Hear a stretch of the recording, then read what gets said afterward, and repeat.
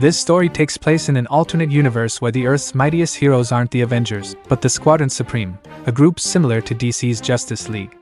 While their powers and backstories align with the Justice League, their personalities are completely different.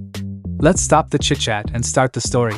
Mark Milton is at his desk, working, when suddenly he hears a strange, unsettling laugh. Without wasting a moment, he transforms into Hyperion, knowing that this laugh could only belong to a villain named Laughing Cat. But something is off. Laughing Cat isn't here to fight. Instead, he's clinging to a jet, pleading for help. He's finally lost it, he says, panic clear in his voice. Hyperion rescues him and demands answers. Who did this to you? Laughing Cat, shaken, names the culprit, Nighthawk, a strategic genius and the Squadron Supreme's version of Batman. Suddenly, Nighthawk appears, revealing that this was all a trap to draw out Hyperion. Before Hyperion can react, Nighthawk launches missiles filled with argon particles, Hyperion's one weakness, much like kryptonite is to Superman. The particles weaken him, sending Hyperion crashing to the ground. As Nighthawk attacks from above, Hyperion warns him, "I've got the mass and density of an Eternal. Hitting me is like hitting a wall of pure adamantium. You'll only hurt yourself." But to his shock, Nighthawk lands a brutal punch.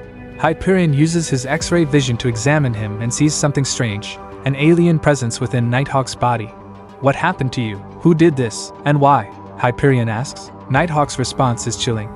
The why is simple, you. While you grew stronger every year with your powers from beings beyond the stars, I was growing older, my enemies getting more powerful. You had everything handed to you while I fought an endless war I knew I'd eventually lose. So I found my solution. My aerospace division discovered an organism from space that interacts with Earth's life in unique ways. After years of research, I created a breakthrough, Bane, bonding agent for nanomolecular enhancement. Now I've got my own gift from the stars. With this new power, Nighthawk declares that everything is about to change. We were always called the two strongest heroes on Earth. But now I've surpassed you. Let me introduce you to my new partner, Venom.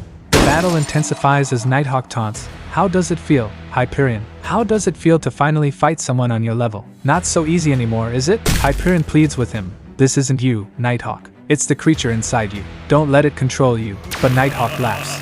"You don't get it. This is me. I've always hated you, and there's no creature inside me. There are creatures, plural." As Nighthawk begins to spawn more symbiotes, Hyperion tries one last time to reason with him. But when words fail, Hyperion makes a desperate decision and snaps Nighthawk's neck, ending the battle. Or so he thinks. In a final twist, Nighthawk bites Hyperion, releasing the symbiotes into his body. Hyperion, horrified, realizes this was Nighthawk's plan all along, to infect him.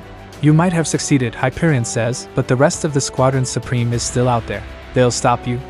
Nighthawk smirks. "I'm always 7 steps ahead of you, Hyperion. You're the last member of the Squadron Supreme who isn't under my control." As the symbiote takes hold of Hyperion, the once great heroes of the Squadron Supreme are revealed to be one with Venom, declaring themselves the new rulers of this world.